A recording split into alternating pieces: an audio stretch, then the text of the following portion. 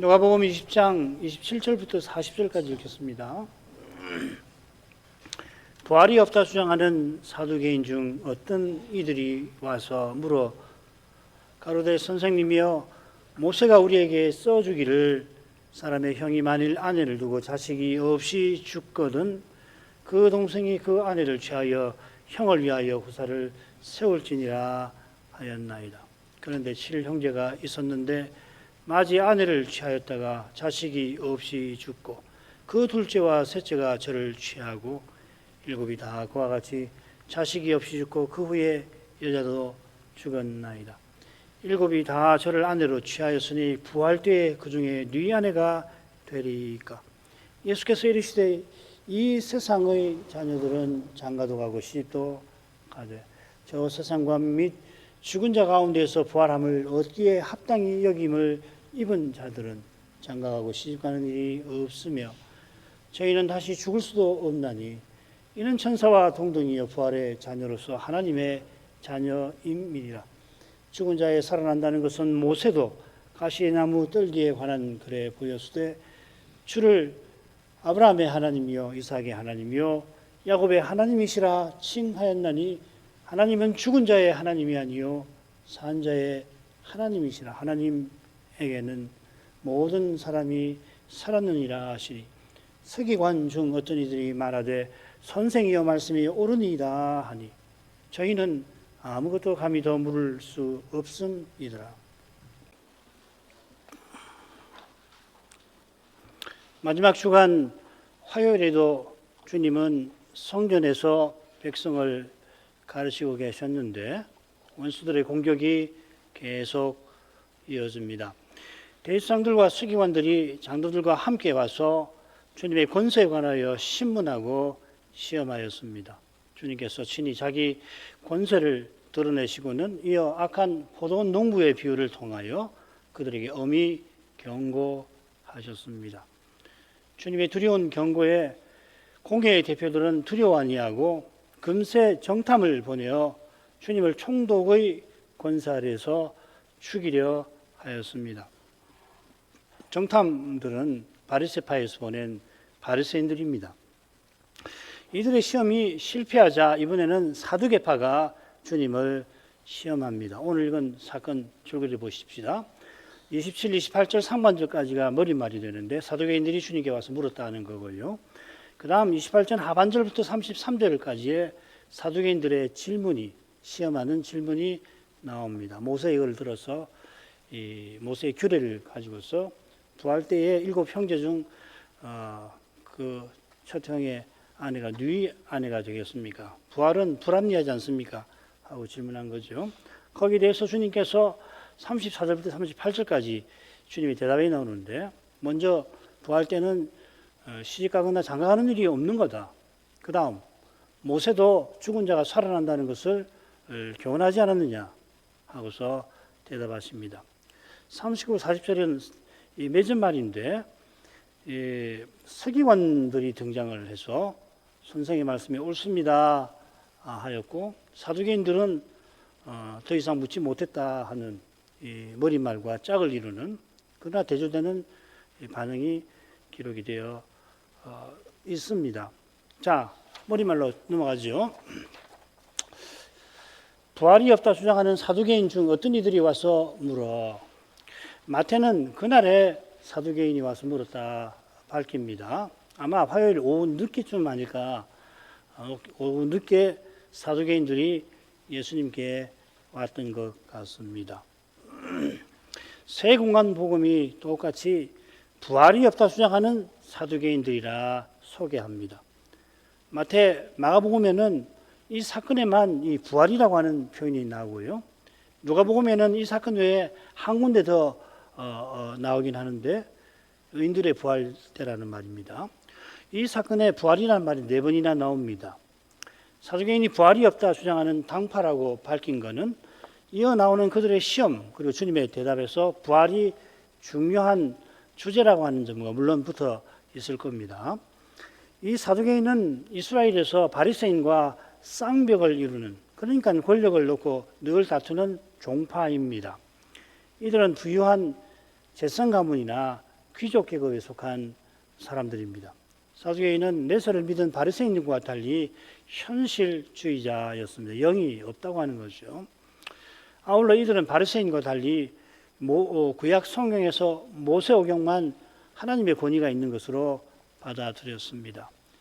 이들이 주님께 와서 물은 것은 필시 바리새인들이 정탐을 보내어 주님을 시험한 그 일이 실패한 것과 붙어 있을 것 같아요. 바리새파가 실패하자 그들과 공회를 이루는 이 사두개파가 이번에는 나선 겁니다. 그들이 나서니까 서기관들도 같이 가서 어떻게 하나 지켜본 모양입니다. 그들이 주님을 시험하여 넘어뜨리려고 하는 공동의 악한 목적이 있는데 그들이 악한 자들이라 악한 마음으로 역시 서로 경쟁하고 시기했던 겁니다. 그걸 누가가 넌지시 보이고 있습니다. 그 다음 가지요. 가로되 선생님이요 모세가 우리에게 써주기를 사람의 형이 만일 아내를 두고 자식이 없이 죽거든 그 동생이 그 아내를 취하여 형을 위하여 후사를 세울지니라 하였나이다.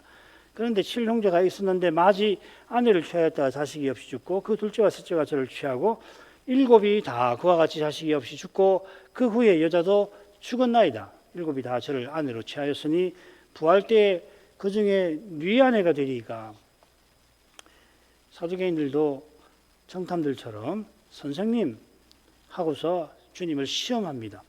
선생님 하고서 주님께 존경을 표시하는 게 아니라 이제 자신들이 제시하는 이 모세의 권위를 주님, 선생이신 당신은 누구보다 위반할 수 없는 거 아닙니까?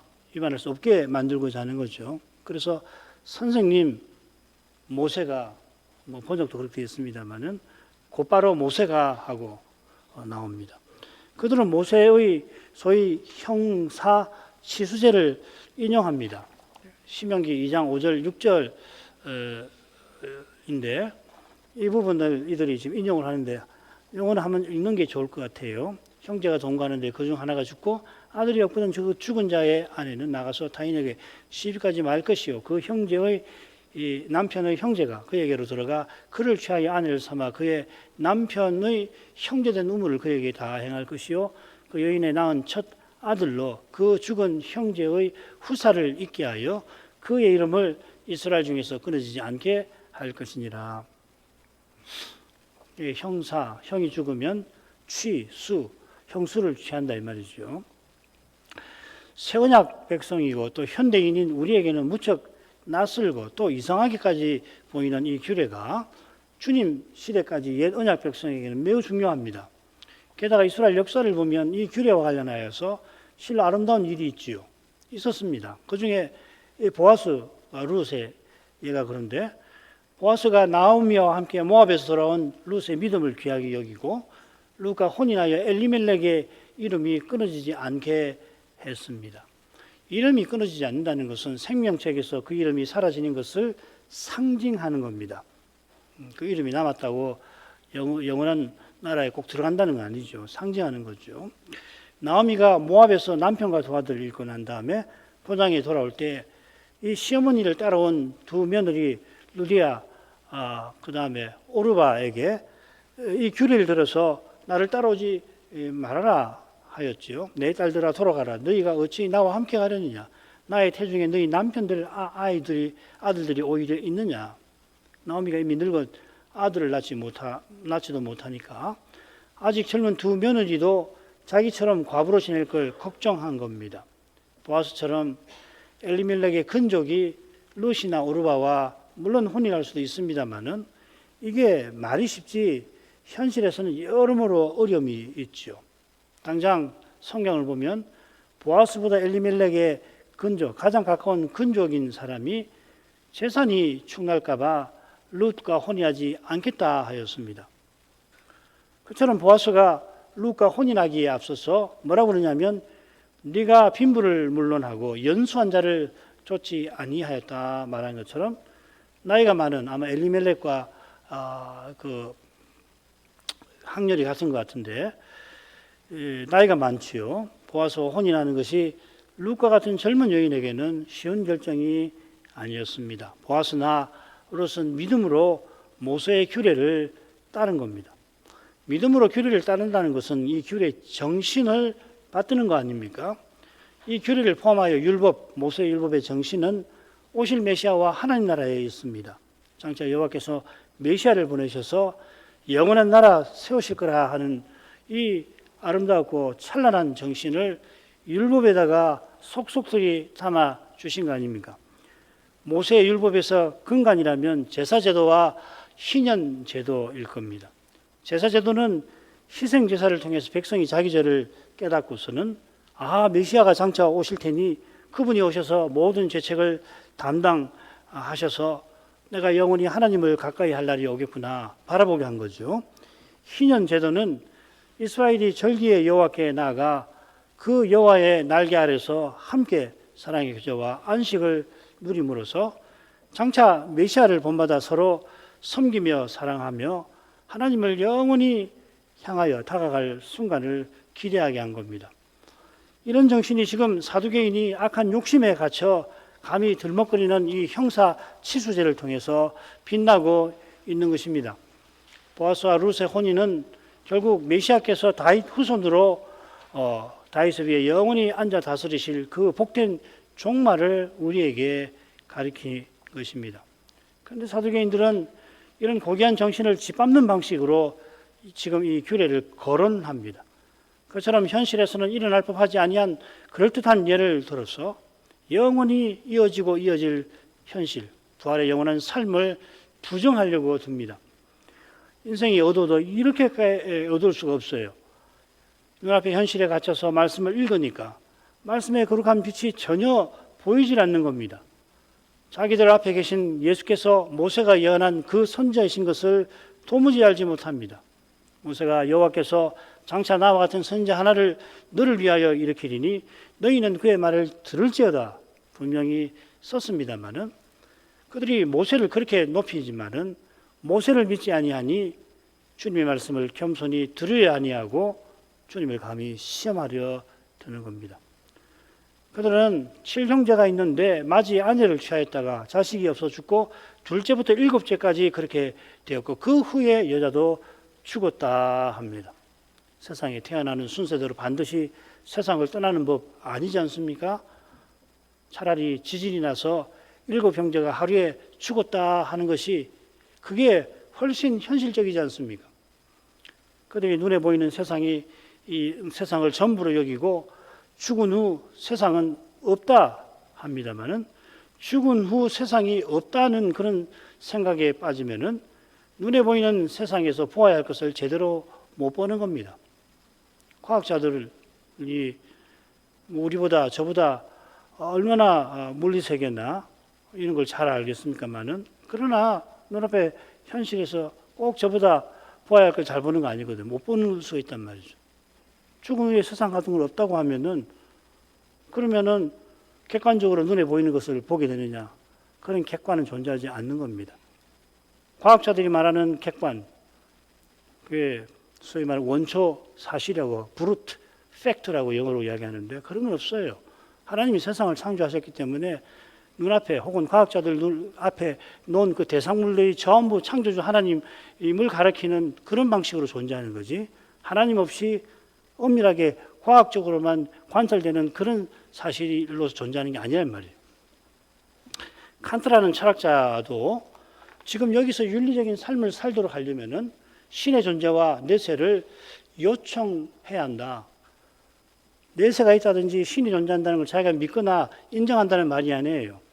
지금 여기서 윤리적으로 살게 하려면은 내세와 장차 신의 심판이 있다는 것을 철학적인 전제로서 요청해야 한다고 그 유명한 이 순수이성 비판이라는 책에서 언급하고 있습니다. 윤리적인 삶이 지금 이곳에서 물론 중요합니다만은 그러나 가장 중요한 건 아닙니다. 가장 중요한 그것은 지금만 아니라 장차도 사라지지 않습니다. 지금 여기서 그리스도를 드러내는 그러며 사는 이것이 가장 중요한 겁니다. 하루를 살더라도 그렇게 사는 이는 영원히 그리스도와 함께 영광 중에 살 겁니다. 심지어 지금 여기서 그리스도를 위하여 받는 그 고난이 그리스도와 함께 하는 영광을 이루고 있다 하였습니다. 사람 눈에는 그렇게 비참하고 그렇게 불쌍할 수가 없습니다만 그러나 주님 보시기에는 그는 이미 영원한 생명을 살아내며 주의 영광을 고난 중에 드러내고 있습니다. 이 세상에서 나그네와 행인처럼 삽니다. 그렇게 외로울 수 없어요. 그리스도를 믿고 살아가는 길은 너무너무 외로운 길입니다만, 그러나 그는 나그네와 행인처럼 떠도는 게 아니라 영원한 나라를 향하여 전진합니다. 이 세상에서는 모든 것을 잃는 것 같으나 또 그를 각오를 해야 합니다만, 그러나 혹 잃더라도 그리스도 안에서 전부를 이미 얻었습니다. 날마다 도살할 양처럼 바울이 살아간다고 고백을 합니다마는, 그러나 사랑하시는 주님으로 말미암아 바울은 넉넉히 이긴다 하였습니다. 이게 아주 유명한 말인데 정복자들보다 더 낫다 이 말이죠. 번역을 직역하면 그렇습니다. 정복자보다 더 낫다. 당시 정복자 하면 알렉산더 같은 인물 아니에요? More than conquerors라 번역을 합니다. 영어에서는. 그래서 넉넉히 이긴다고 번역해도 좋고요. 영어에 보면 more than conquerors. conquerors는 정복자 아닙니까? conquerors. 정복자보다도 더 낫다. 이런 삶이 지금 이곳에서도 이미 참된 현실입니다. 다른 현실은 사람의 눈과 감각과 생각에 가장 생생하게 다가오겠지만 그 자체로는 허상과 근본적으로 다를 게 없습니다. 그래서 장차 사라지거나 심지어 결국 없어지고 마는 겁니다. 사도행전은 장차 사라지는 것, 혼인교례죠. 사라지는 것을 붙들고서 영원히 이어질 부활을 주장하려고 듭니다. 결국 없어지는 것, 이 세상 행복과 쾌락을 붙잡으려고 영원히 변함없으신 그리스도를 시험하려 드는 겁니다. 그 다음 주님의 대답 읽겠습니다. 예수께서 이르시되 이 세상의 자녀들은 장가도 가고 시집도 가되 저 세상과 및 죽은 자 가운데서 보람을 얻기에 합당히 여김을 입은 자들은 장가가고 시집가는 일이 없으며 저희는 다시 죽을 수도 없나니 이는 천사와 동등이여 부활의 자녀로서 하나님의 자녀임이니라. 죽은 자에 살아난다는 것은 모세도 가시나무 떨기에 관한 글에 보였으되 주를 아브라함의 하나님이여 이삭의 하나님이여 야곱의 하나님이시라 칭하였나니 하나님은 죽은 자의 하나님이 아니요 산 자의 하나님이시라. 하나님에게는 모든 사람이 살았느니라 하시니, 사도계인들이 모세의 글에서 형사 시수제를 들어서 부활을 부인하였습니다. 이에 주님께서는 혼인 규례가 부활 때에 어떻게 되는지를 먼저 밝히 알리시고, 이어 모세의 글을 들어서 죽은 자가 사는 이 부활의 도리의 일을 교훈하십니다. 주님께서는 무엇보다 사도계인의 관심을 눈앞의 현실에서 하나님께로 향하게 하시는 것입니다. 주님께서 두 세상과 그 자녀들을 대조하시며 혼인규례의 용도를 설명하시지요. 이 세상의 자녀들이 부활의 자녀와 대조를 이루고 있습니다. 이 세상의 자녀들이라고 했는데 똑같은 표현이 누가복음에 한 번 더 나옵니다. 누가복음 16장 8절에 이 세대의 아들들이라고, 사실 이게 좀 더 정확한 번역입니다. 이 세대의 아들들은 불의한 청지기처럼 사람의 꾀로 재물을 의지하며 살아가는 사람들이지요. 이런 점에 비추어서 이 세상의 아들들은 장가도 가고 시집도 간다 하신 말씀을 살필 만합니다.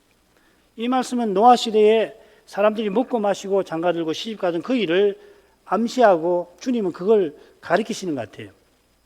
그들은 노아가 방주에 들어가던 날까지 시집가고 장가갔습니다. 하나님을 가까이 하는 일, 곧 영원히 있을 일은 제쳐놓고 사라질 것을 붙들며 곧 없어질 세상과 함께 멸망에 떨어진 자들입니다.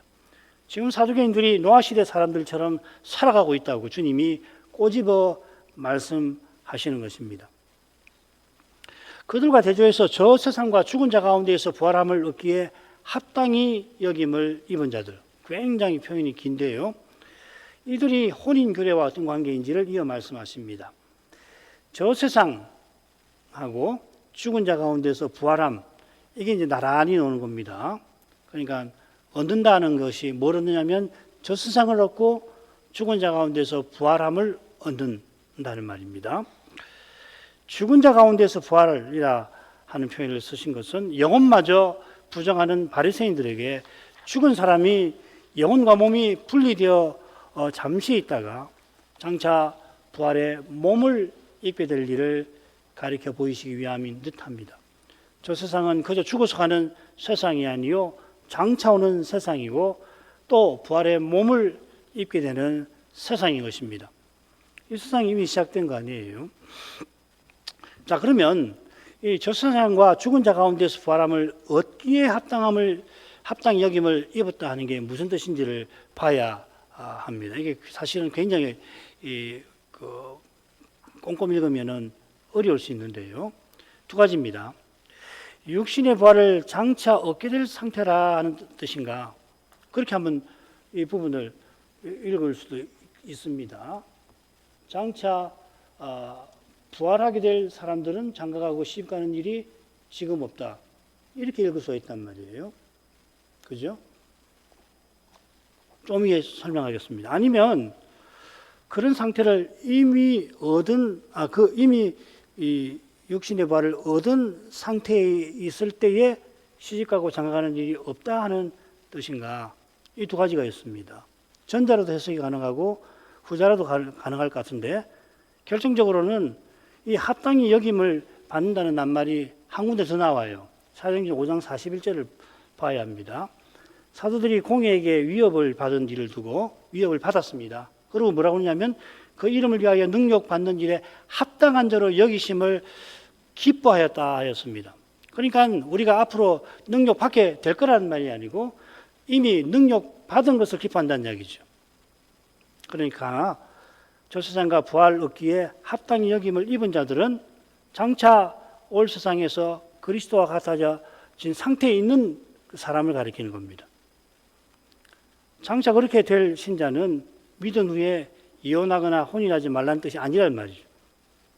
무슨 말인지 아시겠죠? 그죠?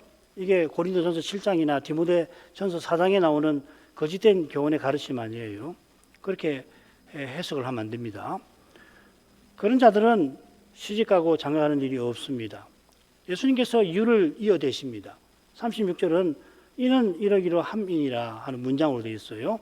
이는 저희가 다시 죽을 수 없음이라, 다시 죽을 수 없어서 그때에는 장가가고 시집가는 일이 없는 거다, 이렇게 말씀하시는 겁니다. 그 얼른 생각해보면 다시 죽을 수 없는 이 사실이 왜 혼인관계를 맺지 아니하는 이유가 되나 금방 이해가 하기가 쉽지 않을지 모르겠습니다. 인생이 부활에 이를 때에 죽을 수 있는 상태에서 완전히 벗어난다는 이야기인데 죽을 수 있는 이 상태가 뭡니까? 하나님이 인생을 창조하신 상태죠. 대충 하나님이 인생을 창조하시고 생육하고 번성하라, 혼인하라 하시지 않았습니까? 그처럼 여섯일하고 안식일에는, 제7일에는 쉬며 하나님을 예배하라 하셨습니다. 부활 때에는 우리가 어떻게 됩니까? 영원한 안식에 들어가서 영원히 하나님을 찬송할 것입니다. 매 순간 찬송할 것입니다. 그처럼 그때 인생은 장가가고 시집가는 일이 없을 겁니다. 창세 때 세운 이 규례를 세운 그 목적이 그리스도 안에서 완전히 이루어질 것이라. 지금 이루어졌지만은 장차 완성될 거라 그렇습니다. 지상의 관계는 사라지거나 없어지고 오직 그리스도와 우리의 관계만 영원할 것입니다. 사라지는 관계는 하나님이 인정하신 관계입니다. 뭐 부부 관계나 형제 관계나 혹은 뭐 이런저런 합당한 관계고, 없어지는 관계는 하나님이 세우지 않은 관계죠. 뭐 그 범죄 조직이라든지 뭐 이런 거 아니겠어요? 그런 건 없어져야 하는 관계죠. 창세 때 세우신 관계만 아니라 교회의 직분도 그때는 사라집니다. 저 하늘에서는 누가 죽거나 누가 새로 태어나는 일이 없듯이 부활 때에는 세상에서 그리스도와의 관계를 제한 모든 관계, 소명이 다 사라지는 겁니다. 그 목적을 다했으니 유지될 필요가 없죠. 만약 유지된다면 방해만 될 겁니다. 장차 영원한 세계에 가서 아버지 찾고 부인 찾고 남편 찾고 그렇게 하면은 방해가 되는 거죠. 그죠? 이는 저희가 다시 죽을 수 없음이니라 하고서 다시 죽을 수 없는 그 이유를 이어 또 대십니다. 이는 천사와 동등이여 부활의 자녀로서 하나님의 자녀임이니라. 천사와 동등이라는 말은 천사와 같아진다는 말인데요. 이건 천사가 혼인하지 아니하는 상태와 같아진다는 뜻 같습니다.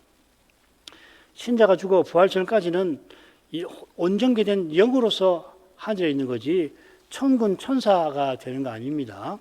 히브리서 12장 22절 24절에 보면은 천사들하고 온전케 된 신자의 영이 구분되어 있잖아요. 그죠? 신학 역사에 보면은 어떤 신학자가 아주 유명한 신학자 뭐라고 그러냐면은 사람이 죽으면 이 악한 천사를 대신해서 천사가 된다는 거예요. 천사의 수에 채워진다는 주장이 있는데 그건 아닙니다. 부활 때 장가가거나 시집가지 아니하는 또 다른 이유는 부활의 자녀로서 하나님의 자녀인 데 있습니다. 자녀라고 새겼는데 원문은 아들들입니다. 하나님의 아들들로서 우리는 아버지의 나라를 상속하죠. 구약시대의 이스라엘 백성을 이스라엘의 아들들이라고 불렸습니다. 브네이 이스라엘. 이 브네이란 말이 아들들이란 말이거든요. 이스라엘의 아들들. 그걸 이제 번역을 이스라엘 자손들 이렇게 번역하죠. 그때는 남자이만 할례를 받듯이 아들들이 이스라엘 가정들을 대표해서 이스라엘을 부를 때 이스라엘 아들들이라고 한 거예요. 신약시대에 오면 여자아이도 똑같이 세례받아 교회에 속하고 그리스도를 믿는 자는 남자나 여자나 양자의 영을 받습니다. 아들 되는 영을 받는 거죠. 장차는 우리 모두가 하나님의 아들들로서 하나님 나라를 상속받습니다. 장가가고 시집가는 일이 없다. 그 정도가 아니라 그리스도처럼 하나님 나라를 다스립니다. 그래서 아들들이라는 표현을 쓴 것 같아요. 딸, 아들, 딸, 남성, 여성이 아니고 그냥 아들들 이렇게 장가가고 시집가는 일이 없다 하는 거죠. 부활의 아들들은 아무리 생각해도 잘 모르겠어요. 참고되는 구절도 많지도 않고 아마 부활 생명을 충만히 드러내는 모습일 텐데 왜 아들들이라고 해? 부활의 아들들이라고 했는지 아직 잘 모르겠습니다. 사두개인이 혼인관계를 들어 부활을 부인하니까 주님께서 먼저 부활 때 혼인관계가 사라지는 거다 말씀하셨습니다. 혼인관계가 사라지니까 지금 사두개인들이 문제 삼는 그런 요상한 일은 절대 일어나지 않을 겁니다. 오히려 우리가 천사와 같이 될 뿐만 아니라 하나님의 아들들, 부활의 아들들이 되는 그런 신비한 일이 있을 것입니다. 그러니까 이런 일을 모르고 겨우 생각하는 것이 이 모세의 규례가 부활이 있으면 적용이 안 될 텐데 이런 어처구니없는 생각을 하는 거 아니에요. 이어 주님께서 죽은 자에 살아난다는 것을 다루십니다. 사두개인이 모세의 규례를 들어 부활을 불합리하다고 우겼는데 주님께서는 그 모세가 죽은 자에 살아난다는 것을 우리에게 보여줬다 교훈하십니다. 좀 더 정확하게 주님께서는 모세도 죽은 자의 부활을 그의 성경에서 우리에게 보여줬다 하셨습니다. 모세만 아니라 모든 선지자가 그리스도의 받으실 고난과 후에 얻으실 영광을 미리 증거하였습니다. 마찬가지로 부활 후에 주님께서는 모든 성경을 들어서 이같이 그리스도가 고난을 받고 제3일에 죽은 자 가운데서 살아날 것이 기록되었다며 제자들에게 주님의 부활을 믿게 하실 겁니다. 요컨대 모세만 아니라 모든 구약 성경이 죽은 자가 살아나는 일을 증거하고 있습니다. 주님께서 가시나무 떨기에 관한 글을 들어서 사두개인의 어리석은 주장을 무너뜨리십니다. 이 글은 출애굽기 3장을 가리킬 것 같아요. 모세가 미디안에서 장인의 양을 칠 때 호렙산에서 신기한 광경을 봅니다. 가시떨기가 불이 붙었는데 도무지 타질 않습니다. 연기가 나서 사그라들어야 되는데 그러지 않습니다. 너무도 신기하니까 모세가 불붙은 가시떨기로 다가갔는데 그 떨기 가운데서 여호와께서 모세야 모세야 하고 부르십니다. 여호와께서 영광구름으로 거기 임재하신 겁니다. 여호와께서 모세를 부르시더니 나는 네 조상의 하나님이니 아브라함의 하나님, 이삭의 하나님, 야곱의 하나님이다 하고 자기를 알리시고 모세들어 이스라엘을 이 이집트에서 구출해서 이 호렙산으로 인도하라고 사명을 주시죠. 여호와께서 열조에게 맹세하신 그 일을 이제 모세를 통해서 이루려 하신 겁니다. 이스라엘이 하나님을 가까이 하게 하신 것입니다.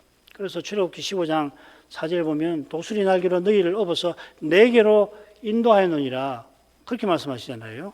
내가 독수리 날개로 너희를 업어서 내게로 이 시내산으로 이끄셨는데 내게로 이끄셨다고 하지 않습니까? 이게 예배의 본질이 있는 거잖아요. 그처럼 그리스도를 통하여 우리가 영원히 하나님을 향하게 하십니다. 여기에 우리 바라는 부활도 있죠. 부활은 그저 천년만년 죽지도 않고 성가신 일도 없고 실컷 놀면서 즐겁게 사는 것이 아니라 영원히 하나님과 함께 사는 것이고 영원히 삼위의 교제에 다가가는 그것입니다. 지금 아브라함과 이삭과 야곱은 저 하늘에서 우리와 함께 마찬가지 이 부활을 간절히 기다리고 있습니다. 그들은 죽은 자가 아니라 산 자입니다. 하나님은 죽은 자의 하나님이 아니시고 산 자의 하나님이시고 사시는 하나님이십니다. 주님께서 하나님에게는 모든 사람이 살아났느니라 덧붙이시죠. 이게 참 해석하기가 쉽지는 않습니다. 이 살았다 하는 표현이 산자와 같은 동사거든요. 산자라는 말은 이 영어의 현재 분사 같은 겁니다. The living, 그래서 산자들이라고 번역을 하는 겁니다. 그 점에 착안해서 이 말씀을 해석할 겁니다. 그렇다면 무릇 산자는 하나님에 의하여 사는 것이다. 이런 뜻이 아닐까 저는 짐작해 봅니다. 마지막으로 하죠.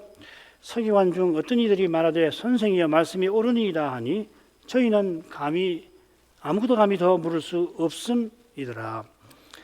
사두개인들이 주님을 시험하던 거기에 서기관들이 지켜보고 있었습니다. 그들 중 어떤 이들은 사두개인들처럼 선생님이여 하면서 말씀이 옳습니다 했습니다. 바리새인들은 부활 문제로 사두개인들과 심하게 다투지요. 바울 사도가 공회 앞에 섰을 때에 죽은 자의 소망 곧 부활을 인하여 내가 신문을 받는다 하니까 거기 바리새인과 사두개인 사이에 다툼이 얼마나 거셌는지 결국 큰 헌화가 일어났다, 큰 소동이 일어났다 그런 말씀도 있지 않습니까? 서기관들이 들으니 주님께서 모세의 글을 들어서 부활을 능력 있게 전하십니다. 부활이 없다 하는 사두개인들이 하는 주장을 보기 좋게 허물어 버리십니다. 참 들으니 기가 막힌 해석이거든요. 더욱이 자기네가 하고자 하던 그 일을 주님께서 자기네가 흉내 낼 수 없는 방식으로 행하십니다. 속으로 쾌재를 부르면서 말씀이 옳으십니다 합니다. 바리새인이 사두개인과 결코 친구 될 수 없음을 누가 선생이 넌지시 드러내고 있는 것 같습니다. 그런 그들이 이상하게도 예수님을 죽이는 일에는 친구가 되었습니다. 그렇지만 그들의 관계는 결코 오래 가지 못할 뿐 아니라 제대로 작동하지 못할 것입니다. 아마도 바리새파가 정탐을 보내어 주님을 시험하려다 실패할 때 사두개파가 비꼬면서 우리가 한번 해보겠다 했을 수 있습니다. 그런 그들도 실패하니까 사두개인들이 주님을 지지하는 말을 했을 수도 있습니다. 이게 40절의 말씀과 잘 어울립니다. 서기관들이 말씀 잘 하셨습니다 한 그 이유를 40절에 언급하고 있습니다. 그 이유가 저희는 아무것도 감히 더 물을 수 없습니다. 저희가 아무것도 감히 더 묻지 못하니까 사두개인들이 그렇게 말했다는 이야기 아니에요. 번역을 하면 그렇게 됩니다. 사두개인들이 더는 시험할 엄두를 내지 못하는 그 모습에 서기관들이 그런 반응을 보였다 하는 겁니다. 자, 이것이 사건 기록이 많은 화요일에 비해서 수요일에는 사건이 거의 기록되지 않는 이유일지 모르겠습니다. 수요일 날에는 거의 사건이 기록이 되어 있지 않죠, 그죠? 원수들의 공격이 공적으로는 이 화요일로 끝났다 하는 것입니다. 자, 얼마큼 하죠? 자비하신 아버지 바리새파 공격이 실패로 돌아갈 때 사두개인들이 모세의 권위를 앞세워 주님을 시험을 하였는데 주님께서 눈앞의 현실에 사로잡힌 그들에게 저 영원한 소망의 나라에 있을 그 복된 일을 계시해 주시며 악한 시험을 물리시었습니다. 사두개인이 눈앞의 현실에 사로잡힌 나머지 참된 현실, 심지어 영원히 이어질 그 현실에 관하여 전혀 알지 못했고 그런 가닥에 눈앞에 있는 현실도 제대로 알지 못한 줄 압니다. 눈앞의 현실을 바라보는 길이 참된 현실을 알리시는 예수님의 말씀에 거룩한 빛에 있다는 이것을 늘 기억할 수 있게 해 주옵소서. 그리하여서 심지어 눈앞의 현실의 말씀과 심히 어긋나는데 사람이 봐서는 말씀이 절대로 이루어지지 않을 것 같은 그런 때에 마침내 그런 눈에 보이는 그런 심각한 낙담되는 좌절스러운 현실을 통하여서 주님께서 약속하신 그 일을 이루어지게 하신다는 이 신비를 믿음으로 볼 수 있게 해 주옵소서. 이런 믿음만이 이 시대의 도전을 간파하고 이길 수가 있겠나이다. 예수님 이름으로 기도합니다. 아멘.